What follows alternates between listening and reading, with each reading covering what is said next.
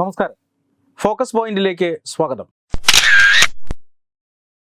സർക്കാരിൻ്റെ ഈ തീരുമാനത്തിൽ ഞാൻ അതീവ സന്തുഷ്ടനാണ്. രാഷ്ട്രത്തിൻ്റെ കെട്ടുറപ്പ് ശക്തിപ്പെടുത്തുന്ന തീരുമാനം. പ്രധാനമന്ത്രി നരേന്ദ്രമോദിയെയും ആഭ്യന്തരമന്ത്രി അമിത്ഷായെയും ഞാൻ അഭിനന്ദിക്കുന്നു.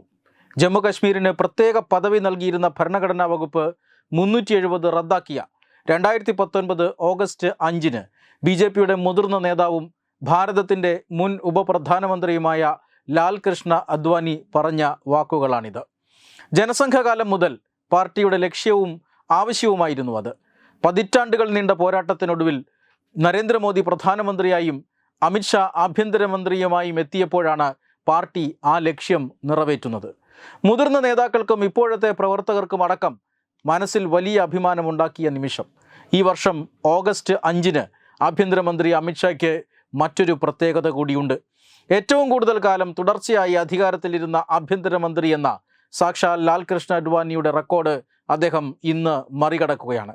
അതായത് ജമ്മു കശ്മീരിനെ ഇന്ത്യയുടെ അവിഭാജ്യ ഘടകമായി കൂട്ടിച്ചേർത്ത, അതായത് ജമ്മു കാശ്മീരിന് പ്രത്യേക പദവി നൽകുന്ന ഭരണഘടനയുടെ 370 വകുപ്പ് എടുത്തു കളഞ്ഞ ആ ദിവസം തന്നെയാണ്, അതിൻ്റെ 6ാം വാർഷിക ദിനത്തിൽ തന്നെയാണ് ഇങ്ങനെ ഒരു നേട്ടം കേന്ദ്ര ആഭ്യന്തരമന്ത്രി അമിത്ഷായെ തേടിയെത്തുന്നത്. ഒരു രാജ്യം ഒരു ഭരണഘടന എന്ന പാർട്ടിയുടെ മുദ്രാവാക്യം യാഥാർത്ഥ്യമാക്കി എന്നത് തന്നെയാകും 6 വർഷം നീണ്ട ആഭ്യന്തരമന്ത്രി എന്ന കാലയളവിലെ അദ്ദേഹത്തിൻ്റെ ഏറ്റവും വലിയ നേട്ടം. അസാധ്യം അല്ലെങ്കിൽ ഏറെ പ്രയാസകരം എന്ന് തോന്നിയ ഒരു കാര്യമാണ് ഒരു പൂവിറുക്കുന്ന ലാഘവത്തോടുകൂടി അമിത്ഷാ നടപ്പിലാക്കിയത്. ഇസ്ലാമിക ഭീകരതയുടെ ഈറ്റില്ലമായിരുന്ന കശ്മീരിനെ ഭാരതത്തിൻ്റെ അവിഭാജ്യ ഘടകമാക്കുകയും സമാധാനം പുനഃസ്ഥാപിക്കുകയും ചെയ്ത തീരുമാനമായിരുന്നു അത്. 370 എടുത്തു കളഞ്ഞാൽ കശ്മീർ കത്തി ചാമ്പലാകും എന്ന് പറഞ്ഞിരുന്നവരൊക്കെ മാളത്തിൽ ഒതുങ്ങേണ്ട ഒരു സമയം വന്നു. അവരെയൊക്കെ ഒതുക്കേണ്ടതുപോലെ ഒതുക്കി. കശ്മീരിന് വേണ്ടി ജീവൻ പോലും ബലി നൽകാൻ തയ്യാറാണ് എന്ന് പ്രഖ്യാപിച്ച് ഇസ്ലാമിക ഭീകരതയെ ഇല്ലാതാക്കാൻ മുന്നിൽ നിന്ന് ഇപ്പോഴും പടനയിക്കുകയാണ് ആഭ്യന്തരമന്ത്രി അമിത്ഷാ. 1-2 വർഷത്തെ തയ്യാറെടുപ്പായിരുന്നില്ല അത്.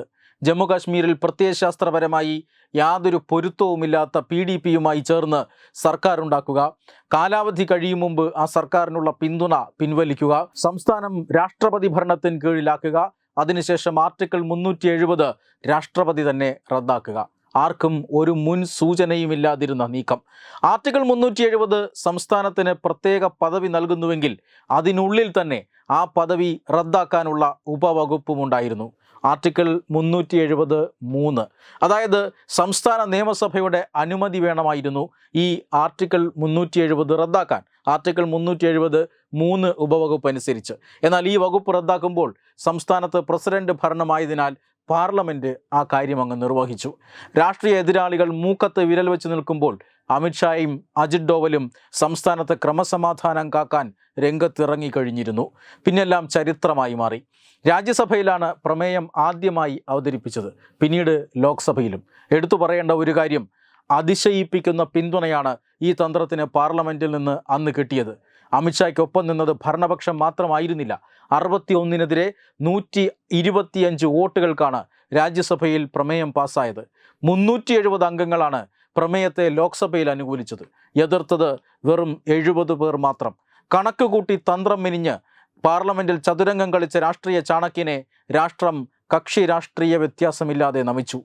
2193 ദിവസമാണ് അദ്വാനി ആഭ്യന്തരമന്ത്രി ആയിരുന്നത്. ഇന്ന് അമിത്ഷാ 2194 തികയ്ക്കുകയാണ്. കോൺഗ്രസ് നേതാവ് P. ചിദംബരമാണ് ഇപ്പോൾ 3ാം സ്ഥാനത്തുള്ളത്. അദ്വാനിയുടെ അരുമ ശിഷ്യൻ തന്നെ അദ്ദേഹത്തിൻ്റെ റെക്കോർഡ് തകർക്കുക എന്ന അപൂർവതയ്ക്കാണ് കാലം സാക്ഷിയാകുന്നത്. 1982-ൽ RSSലൂടെയായിരുന്നു അമിത്ഷാ തൻ്റെ സംഘടനാ ജീവിതം ആരംഭിച്ചത്. 1983-ൽ അദ്ദേഹം ABVPയിൽ അംഗമായി. 1987-ൽ BJPയിൽ അംഗത്വമെടുത്തു. 1991-ലെ ലോക്സഭാ തെരഞ്ഞെടുപ്പിൽ ഗാന്ധിനഗറിൽ LK അദ്വാനിയുടെ തെരഞ്ഞെടുപ്പ് പ്രചരണ മാനേജരായി മുഖ്യധാര രാഷ്ട്രീയത്തിൽ തൻ്റെ സ്ഥാനം അടയാളപ്പെടുത്തി. 1997-ൽ ഗുജറാത്തിലെ സർഖേജിൽ നടന്ന നിയമസഭാ ഉപതെരഞ്ഞെടുപ്പിലൂടെയാണ് അമിത്ഷാ ആദ്യമായി നിയമസഭയിലെത്തുന്നത്.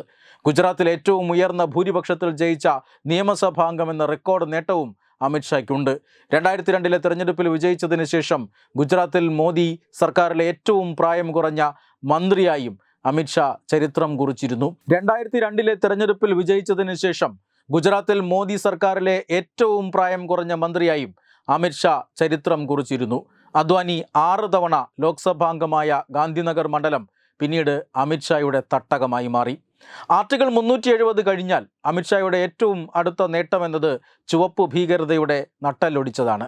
മാവോയിസ്റ്റുകളുടെ അവരുടെ ശക്തി കേന്ദ്രങ്ങളിൽ കടന്നുകയറി തകർത്തെറിയാൻ അമിത്ഷായ്ക്ക് കഴിഞ്ഞു. നക്സൽ ആക്രമണങ്ങളിൽ മരിക്കുന്ന സുരക്ഷാ സൈനികരുടെ എണ്ണത്തിൽ 56% കുറവാണ് കഴിഞ്ഞ 6 വർഷം കൊണ്ട് രാജ്യത്തുണ്ടായത്. മാവോയിസ്റ്റ് ആക്രമണ കേസുകളിലും വൻ കുറവ്. ചില അയൽ രാജ്യങ്ങളിൽ പീഡനം നേരിടുന്ന മതന്യൂനപക്ഷങ്ങൾക്ക് പൗരത്വം നൽകാനുള്ള നിയമ ഭേദഗതി അദ്ദേഹത്തിൻ്റെ നേട്ടങ്ങളിൽ മറ്റൊന്നാണ്. രാജ്യം മുഴുവൻ മുസ്ലിങ്ങളെ തെറ്റിദ്ധരിപ്പിച്ച് വലിയ പ്രക്ഷോഭങ്ങൾ സംഘടിപ്പിക്കാൻ രാജ്യവിരുദ്ധ ശക്തികൾ ശ്രമിച്ചെങ്കിലും ഒരു സ്വാധീനവും ഉണ്ടാക്കാൻ കഴിഞ്ഞില്ല. UCCയും മറ്റു ചില ശക്തമായ തീരുമാനങ്ങളും വരാനിരിക്കെ ആഭ്യന്തരമന്ത്രി കസേരയിൽ അമിത്ഷായുടെ പ്രാധാന്യം വർദ്ധിക്കുകയാണ്. വെബ് ഡെസ്ക് തത്തുമൈ ന്യൂസ്.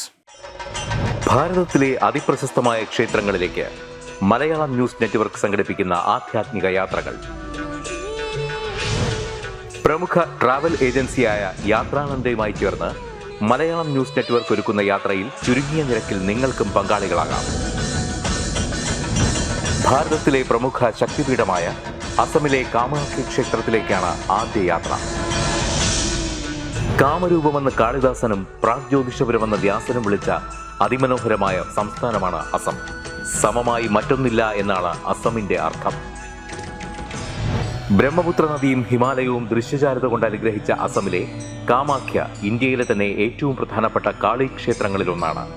കാമാഖ്യ ക്ഷേത്ര സന്ദർശനത്തിന് ശേഷം കിഴക്കിന്റെ സ്വിറ്റ്സർലാൻഡ് എന്നറിയപ്പെടുന്ന മേഘാലയയിലെ ഷില്ലോങ് നഗരവും ചിറാപുഞ്ചിയും അതിമനോഹരമായ മഴക്കാടുകളും ഹിമാലയൻ കാറ്റ് ചൂളം വിളിക്കുന്ന താഴ്വരകളും മേഘങ്ങളെ ഉമ്മവയ്ക്കുന്ന ചെറുകുന്നുകളും കണ്ണാടി പോലെ ജലമൊഴുകുന്ന ഉമയാങ് നദിയും സന്ദർശിക്കുന്നു. ജീവിതത്തിൽ ഒരിക്കലെങ്കിലും കണ്ടിരിക്കേണ്ട ഈ അത്ഭുത ലോകത്തിലേക്ക് നിങ്ങളെ സ്വാഗതം ചെയ്യുന്നു. വിമാന ടിക്കറ്റും ചിലവുകളും ഉൾപ്പെടെ 65,000 രൂപ ചിലവ് വരുന്ന ഈ പാക്കേജ് 59,000 രൂപയ്ക്ക് മലയാളം ന്യൂസ് നെറ്റ്വർക്ക് നിങ്ങൾക്ക് ലഭ്യമാക്കുന്നു. ആദ്യം ബുക്ക് ചെയ്യുന്ന 5 പേർക്ക് 56,000 രൂപയ്ക്ക് ഏർലി ബേർഡ് ഓഫറും ലഭ്യമാണ്. കൂടുതൽ വിവരങ്ങൾക്ക് ഇനി പറയുന്ന നമ്പറിൽ ബന്ധപ്പെടുക.